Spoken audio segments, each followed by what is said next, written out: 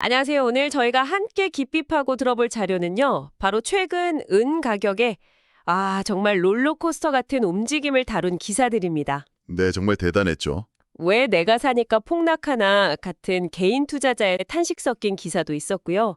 또 올해 150%가 넘는 기록적인 상승세의 원인을 파고든 그런 심층 분석도 있었습니다. 네, 월가 베테랑들의 전망은 또 완전히 엇갈리더라고요. 맞아요. 그래서 이 자료들을 관통하는 질문이 딱 하나 떠오르더라고요. 최근 은시장의 이 광풍, 이게 그냥 넘쳐나는 유동성이 만든 일시적인 투기 열풍일까요? 아니면? 아니면 시장이 이제 미래에 대한 막연한 기대감을 파는 자산에서 현실 세계에 확실한 쓰임새를 가진 자산으로 눈을 돌리고 있다는 어떤 거대한 패러다임 전환의 신호일까요? 아주 중요한 질문입니다. 오늘 이 변동성 뒤에 숨겨진 진짜 이야기를 한번 제대로 파헤쳐 보겠습니다. 네, 좋습니다. 우선 가장 극적이었던 순간부터 시작해보죠. 사상 최고치를 향해 막 달리던 은가격이요. 갑자기 하루아침에 13.5%나 폭락했습니다. 네, 맞습니다. 이건 정말 아찔한 하락이었는데 도대체 무슨 일이 있었던 겁니까? 뭐 어떤 거대한 악재라도 터진 건가요? 결론부터 말씀드리면 은혜 가치 자체에 대한 어떤 근본적인 문제가 생긴 건 아니었습니다. 그런 건 아니고요. 네, YTN이나 헤럴드 경제 기사에서도 공통적으로 지적하는데요. 이번 폭락은 지극히 기술적인 두 가지 요인이 동시에 터지면서 발생했습니다. 기술적인 요인이요? 네, 첫 번째는 예상하셨겠지만 차익 실현입니다. 하긴 연초 대비 150% 가까이 올랐으면 이익을 챙기고 싶은 유혹이 엄청났겠네요. 그렇죠. 특히 단기 차익을 노리고 들어온 투자자들한테는 더할 나위 없는 매도 시점이었을 겁니다. 네네. 그런데 이런 자연스러운 매도세에 기름을 부은 두 번째 요인이 있었습니다. 그게 뭔가요? 바로 증거금 인상입니다. 미국 시카고 상품거래소, CME 같은 주요 거래소에서 갑자기 은선물 계약에 필요한 증거금을 올려버린 거예요. 증거금이요? 그 일종의 보증금 같은 거 말씀이시죠? 맞습니다. 잠깐만요. 그 증거금을 올렸다는 게 구체적으로 어떤 영향을 주는 건가요? 그게 그러니까 레버리지, 빚 내서 투자한 사람들한테 타격이 컸겠네요. 그렇죠? 정확합니다. 바로 그 부분이죠. 쉽게 말해서요. 100만 원어치 은선물을 거래하는데 원래 10만 원만 있으면 됐다면 네. 이제는 갑자기 12만 원, 15만 원의 현금을 계좌에 넣어둬야 하는 상황이 된 겁니다. 특히 높은 레버리지를 쓰던 투자자들은 갑자기 추가 자금을 마련해야 하는 압박에 시달리게 되고요. 돈이 부족하면 그냥 팔아야 되는 거군요. 네, 자금이 부족하면 강제로 포지션을 청산당할 수밖에 없고 이 과정에서 울며 겨자 먹기로 매도 물량이 쏟아져 나왔다는 거군요. 바로 그겁니다. 그러니까 은의 미래 가치가 어두워져서 판 게 아니라 당장 투자를 유지할 돈이 부족해서 팔아야만 했던 거죠. 그렇군요. 펀더멘털의 변화가 아니라 시장의 게임 규칙이 잠시 바뀌면서 일어난 해프닝에 가깝다. 이런 말씀이시네요. 네, 맞습니다. 전문가들도 이번 하락을 과열에 따른 건강한 조정이다. 혹은 기술적 요인에 의한 단기 충격이다. 이렇게 분석하는 이유가 바로 거기에 있는 거죠. 오히려 그런 기술적 요인이 아니었다면 상승세가 어디까지 갔을지 모를 일이었겠네요. 그럴 수도 있었겠죠. 알겠습니다. 그럼 폭락의 미스터리는 풀렸네요. 오히려 그 폭락이 있었기에 그 이전의 폭등이 더욱 궁금해집니다. 네, 그렇죠. 대체 어떤 힘이 은 가격을 1979년 이후 최고의 한 해로 만들 만큼 그렇게 밀어 올렸을까요? 단순히 금리가 낮아지고 달러가 약해졌다는 것만으로는 설명이 좀 부족해 보이는데요. 바로 그 지점이 이번 은시장 분석의 핵심입니다. 이번 상승은 과거와는 질적으로 다른 어떤 구조적인 변화에서 비롯됐다는 분석이 지배적이거든요. 구조적인 변화요? 네, 이베시 파이낸셜 그룹이나 토큰포스트 컬럼에서 이 부분을 아주 깊이 있게 다루고 있는데요. 크게 공급과 수요, 이 양쪽에서 거대한 불균형이 발생했습니다. 우선 공급부터 한번 살펴보죠. 공급이 부족하다는 이야기는 계속 나왔던 것 같은데요?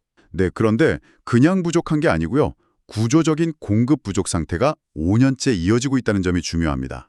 5년째요? 네, EBC 자료를 보면 전 세계에서 채굴되는 은의 80% 이상이 구리나 아연, 납 같은 다른 금속을 채굴할 때 함께 나오는 부산물입니다.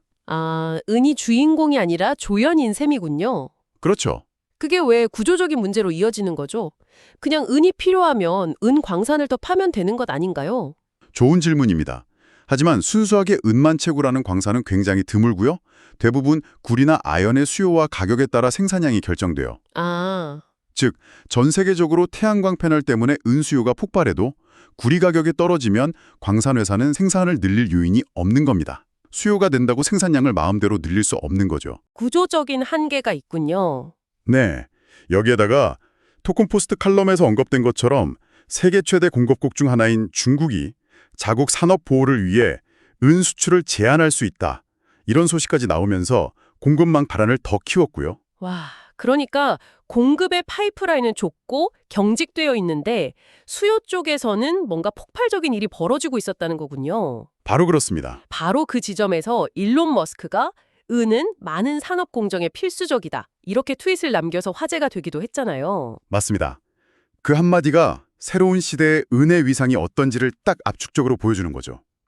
더 이상 은은 반지나 목걸이 같은 귀금속이 아니라는 겁니다. 산업용 수요가 핵심이군요. 네, 전체 은 수요의 절반 이상이 이제 산업 현장에서 사용되고 있어요.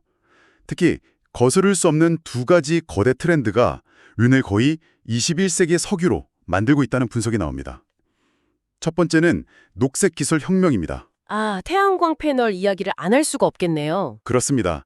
태양광 패널의 핵심이 비대에너지를 전기로 바꾸는 건데 이 과정에서 은이 아주 결정적인 역할을 하거든요. 어떤 역할이죠? 패널 표면에 얇게 인쇄된 은 페이스트가 생성된 전자를 모아서 전선으로 보내는 일종의 고속도로 역할을 합니다. 아하. 토큰포스트 칼럼에 따르면 이 태양광 패널용 은 수요만 해도 전년 대비 60% 이상 급증했고요. 전기차와 배터리에도 막대한 양의 은이 들어갑니다. 그러니까 인류가 탄소 중립으로 나아갈수록 은은 더 많이 필요해지는 구조네요. 정확합니다. 녹색 에너지 전환이라는 이 거대한 흐름에 은이 필수 부품으로 자리 잡았다. 근데 자료들을 보니까 더 놀라운 점이 은이 AI 혁명과도 깊은 관련이 있다는 거예요. 네. 이건 좀 의외인데요. 고대의 귀금속이 어떻게 최첨단 기술인 AI의 핵심 소재가 될 수 있는 거죠? 아주 흥미로운 지점이죠. AI의 핵심은 결국 막대한 양의 데이터를 처리하는 반도체 칩이랑 데이터 센터잖아요. 그렇죠. 효율과 안정성이 중요하겠네요. 그겁니다.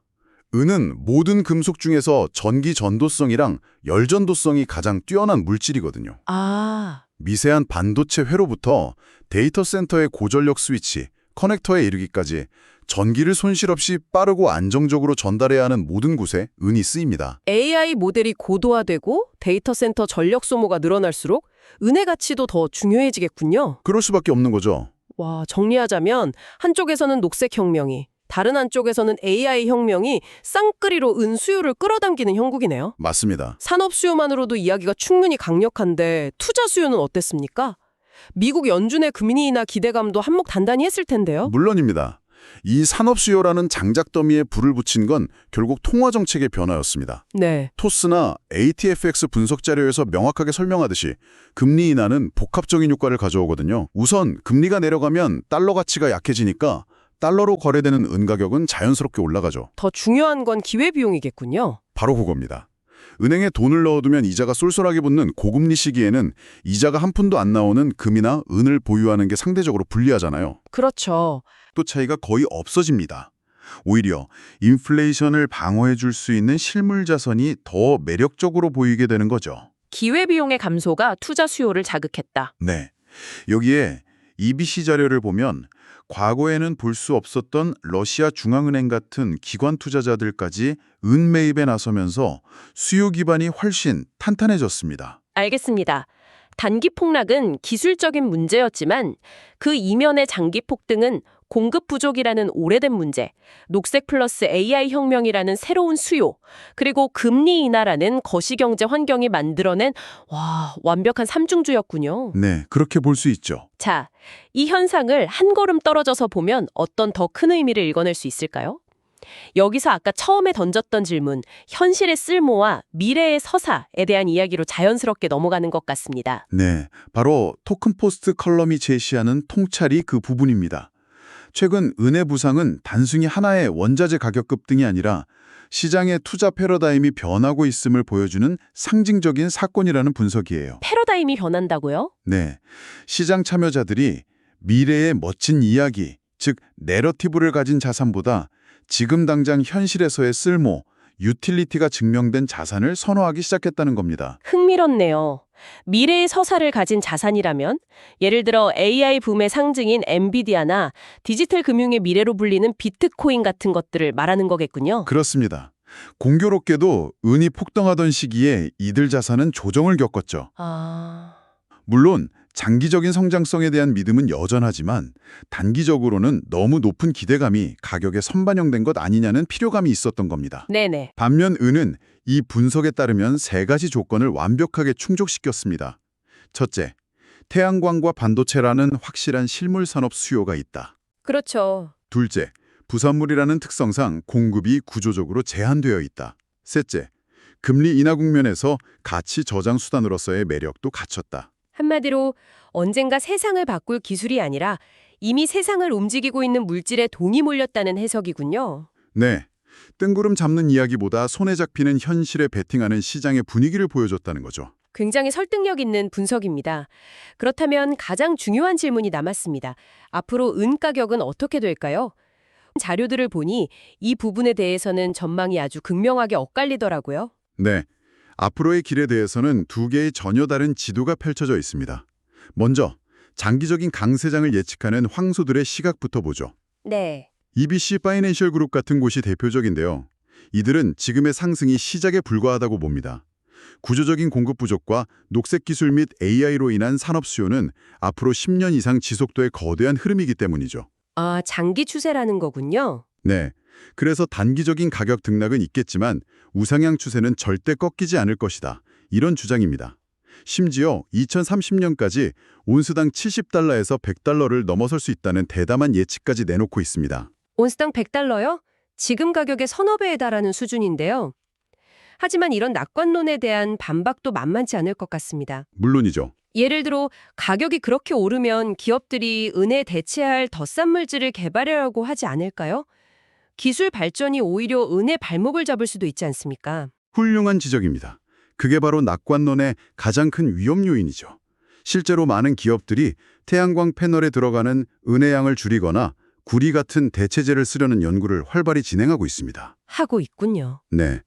하지만 아직까지는 최고 효율을 내기 위해 은을 대체할 만한 물질을 찾지 못했다는 것이 중론입니다.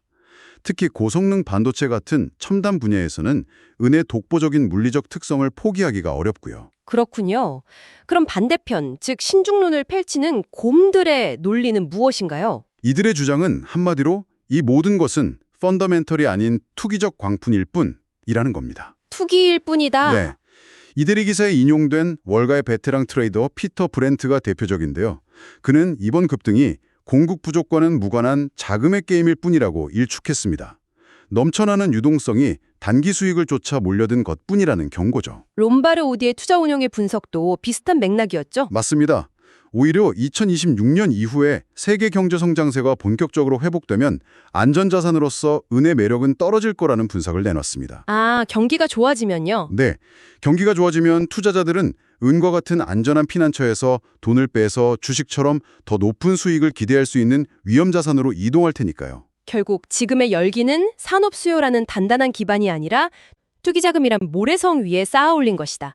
이런 시각이군요. 그렇죠. 정말 흥미롭네요. 한쪽에서는 산업혁명의 주인공이라고 하고 다른 한쪽에서는 투기꾼들의 장난감이라고 하니 말입니다.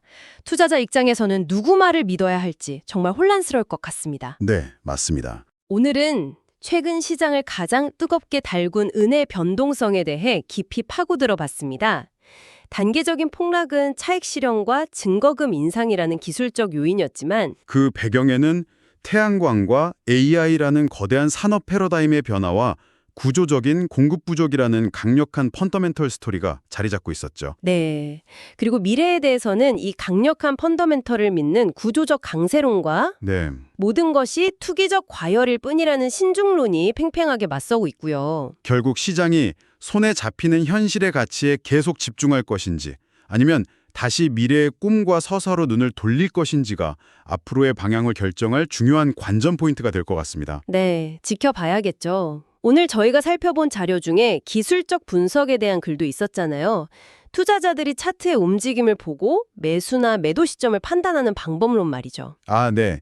데드크로스 같은 개념들이요? 맞습니다. 거기서 데드크로스라는 개념이 나오는데 단기 이동 평균선이 장기 이동 평균선을 아래로 뚫고 내려가는 현상으로 차트 분석가들에게는 강력한 하락, 즉 매도 신호로 해석됩니다. 네, 그렇죠. 흥미롭게도 이번 은 가격의 급락이 차트상으로 완벽한 데드크로스를 만들어냈습니다. 아, 자, 여기서 마지막으로 정말 생각해볼 만한 질문이 떠오릅니다. 네. 이 녹색 혁명과 AI라는 거대한 장기 성장 이야기, 즉 펀더멘탈. 네, 그 이야기와 차트가 지금 당장 위험하다고 보내는 이 명백한 경고 신호, 기술적 분석이 정면으로 충돌할 때 여러분은 과연 어떤 목소리에 더 귀를 기울이시겠습니까? 이 질문을 곱씹어 보시면서 오늘 이야기를 마무리하겠습니다.